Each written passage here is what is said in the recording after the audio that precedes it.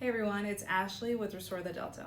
Welcome to today's episode of The Current, your place for all California water news. California's wet season is from October to April, which means we get most of our precipitation during this time. For today's episode, we're going to talk about how the California Department of Water Resources is using propaganda during times of floods to showcase the use of the Delta Conveyance Project. Here to answer some questions is Restore the Delta's Flood and Land Restoration Manager, Artie Valencia.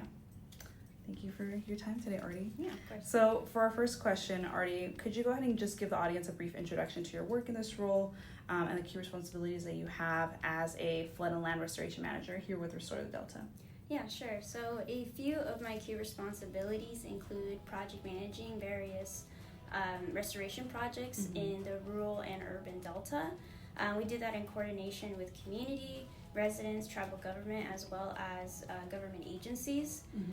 Beyond that, I also track weather patterns and river stage levels in coordination with OES to make sure that we are able to disseminate any sort of urgent information that comes out on flooding during this period of time to make sure that everyone is ready, safe, and prepared.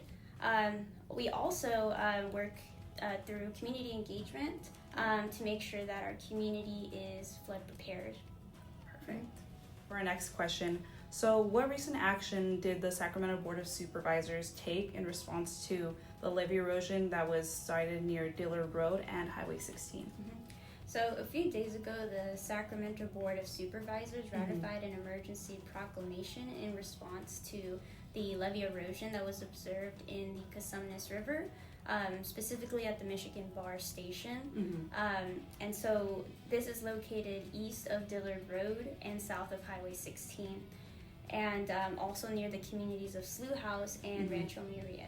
For our next question, so what investment is needed to address the Cosumnes River levee issues, and why is it critical for long-term flood protection? So the Cosumnes River levees require a $50 million investment from the Department of Water Resources for permanent fixes. So like the 1,100 miles of levees protecting the Delta and its watershed, they suffer from historical disinvestment, which has hindered upgrades to meet the 200-year federal levee standards. In addition to that, DWR continues to move forward with the planning of the Delta Tunnel, for which they do not have a water right required to operate the project.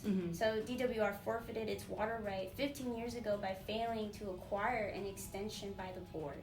So consequently, DWR is attempting to attack on a water right that no longer exists. And the Cosumnes has over 350K funds right now, but not the $50 million that they need to address those repairs, so that there's risk of infrastructure failure here and also risk to communities, all while DWR continues to invest in the tunnel instead of investing in the levees. So we think that over the last 15 years or so, DWR has spent well over $1 billion on inadequate tunnel planning. Perfect, Artie. And then now for our last question. So what is Restore the Delta's stance on flood flows diversion from the Delta during emergency flood stages? So at Restore the Delta, we believe that diverting flood flows in an emergency is vital to protect people from floods. So if that means that we have to divert water away from the communities to keep them safe, then that's what we have to do. Where the issue lies is that this is being done in an unregulated way. Flood agencies using expert flood plans have to decide when and where to divert these flood waters. Otherwise, landowners can just divert water as they see fit. And water rights holders have a right to divert water for beneficial use, but nobody owns a right to excess flood flows. So freshwater flows are a public trust resource that also freshen rivers and the Bay Delta estuary. All in all, DWR is hyping up their propaganda during times of flood alerts instead of focusing on getting the job done. They are setting this up as a way to show how they would use the Delta Conveyance Project once it's done being built. Thank you for your time today, Artie. And to learn more about our work to stop the Delta Tunnel, follow us for more.